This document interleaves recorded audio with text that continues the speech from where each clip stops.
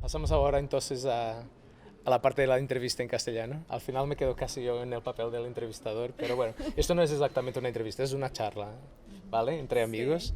Y Olga, me gustaría preguntarte qué te pareció el workshop, qué te pareció este género de tecnologías que estamos utilizando ahora para desarrollar los proyectos. Ujú. Como ingeniera, como también investigadora y con bastante experiencia ya en este campo, Pues ¿verdad? ha sido una buena experiencia venir aquí y un poco familiarizarme con un ramo que yo encuentro bastante innovador. Ujú.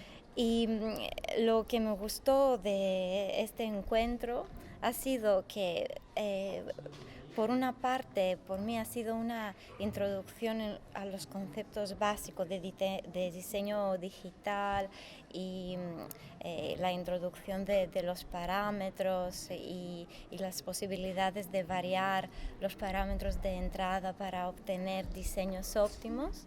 Y por el otro lado, me gustó que pudo ver la realización de esta teoría, de estos conceptos, ¿no? De manera práctica, usando softwares Sí. concretos, eh, por modelos, por las tutorías de modelos concretos. Entonces me gustó que, por un lado, me familiaricé con estos conceptos que para mí son innovadores, y por el otro lado lo vi en práctica, Sí. su ¿Te parece que, realización. que podremos en un futuro no muy lejano, digamos, ¿tú crees que podremos desarrollar estos proyectos a la escala arquitectónica? O sea, ahora mismo estamos haciendo prototipos y Sí. tenemos estas máquinas de fabricación que de alguna manera hacen como son herramientas que también existen en la industria, pero a una escala gigante en la industria, pero funciona según los mismos parámetros. Ujú. ¿Crees que sería posible en una segunda fase, o sea, empezar a implementar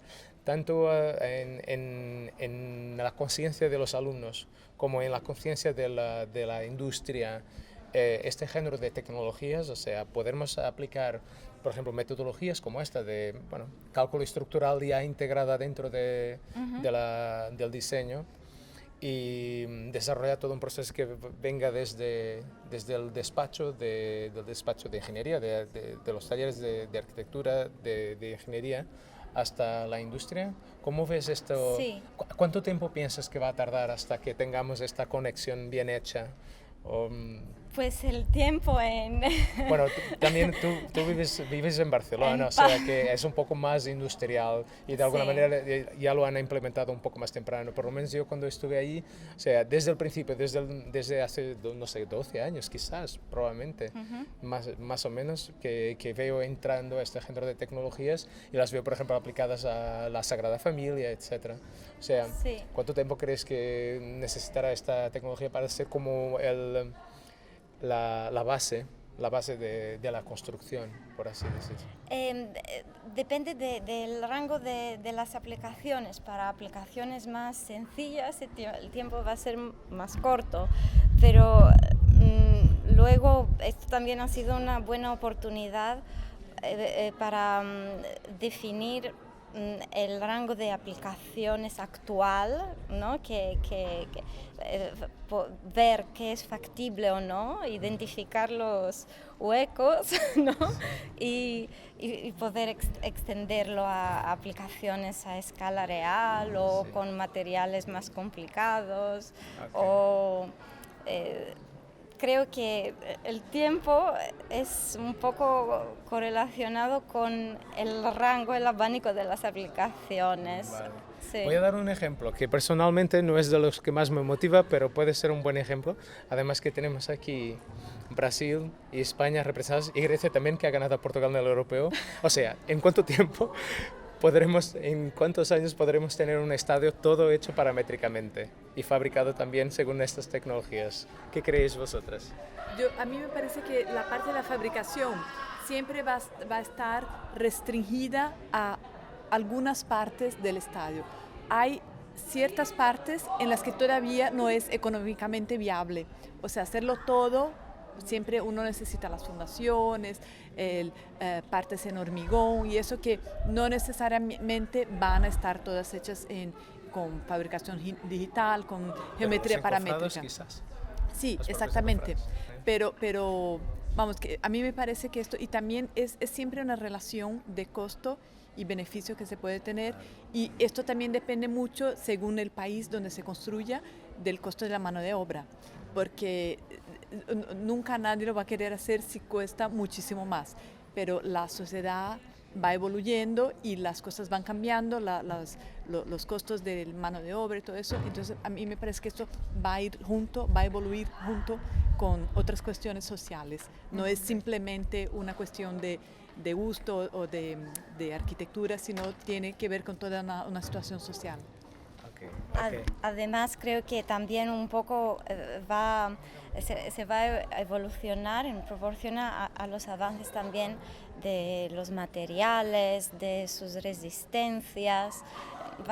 Tiene que ir todo junto, ¿no? Sí. Adaptar los materiales Más o que inventar. más que nadie tú tendrás ahí un papel importante y podrás decirnos qué te parece que puede pasar, ¿no? Sí, adaptar, buscar materiales,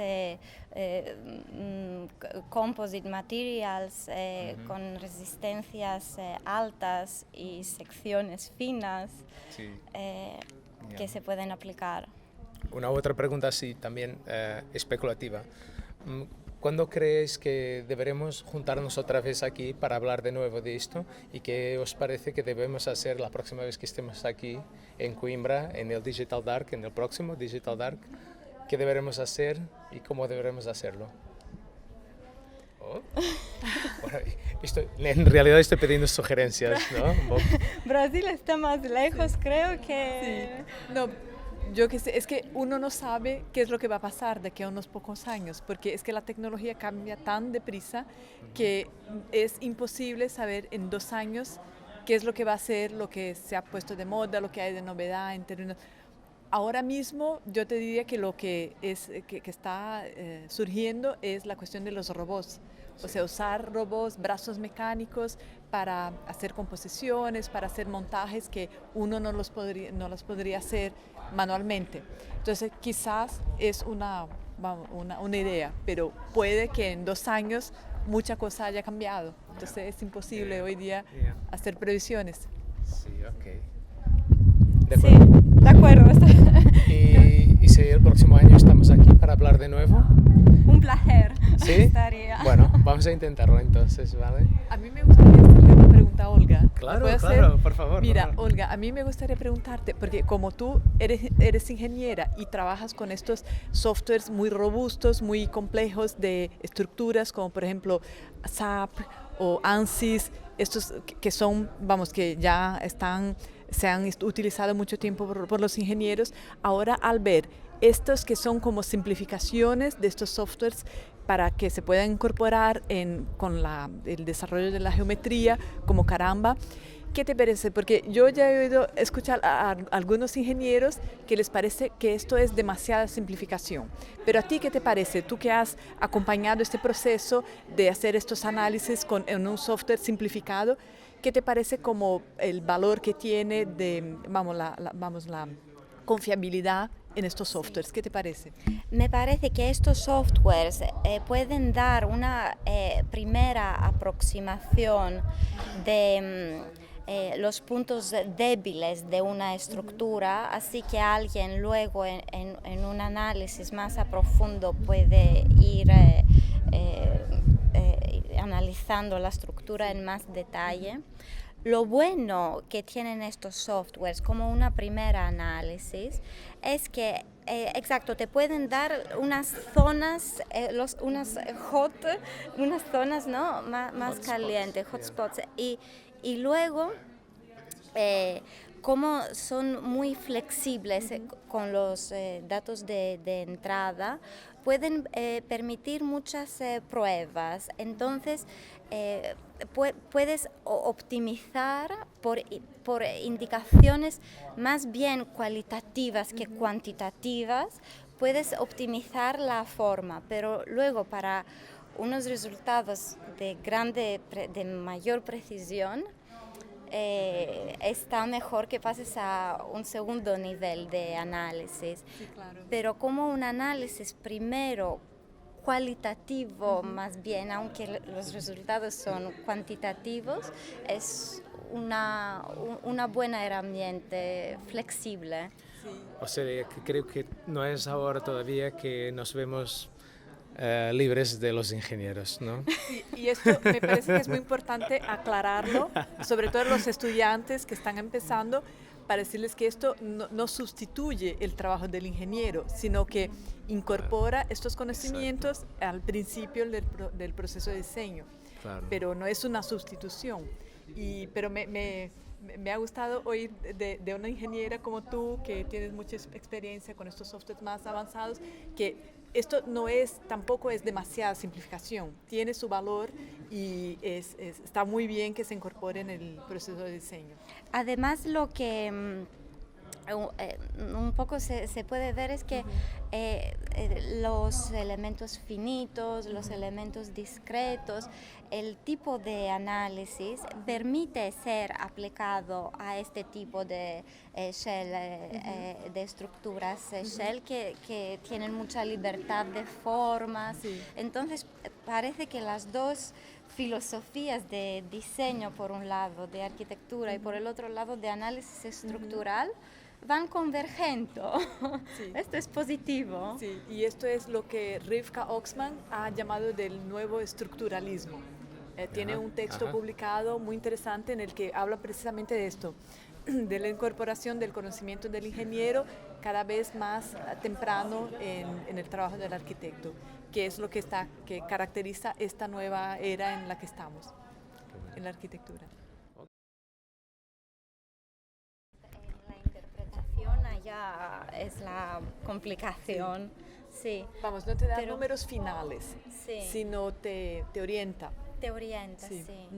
Pero también ha sido Sí, sí, esto sí. interesante identificar los huecos. ¿Qué se puede hacer para Sí. que vayamos hacia esta dirección? ¿Qué criterios de rotura tenemos que desarrollar, por ejemplo, para los materiales? Otra cosa que me gusta mucho es la manera como se va apañando el ordenador. Bueno, sufre bastante porque tiene mucha información, pero poco a poco va desarrollando la solución y va diciendo, oye, aquí me duele más que allí y tal. Y después empezamos a tener como un proceso que es como, no sé, como si estuviéramos trabajando un material cualquiera, que ya conocemos más o menos, y empezamos a ver cuál es la plasticidad de esa estructura y todo lo demás. O sea, a mí me gusta este proceso de artesano, como moldando una plastilina o alguna cosa como así. si estuvieras tocando los materiales y Exacto. viendo la respuesta física, Ajá. pero al mismo tiempo con control de la geometría,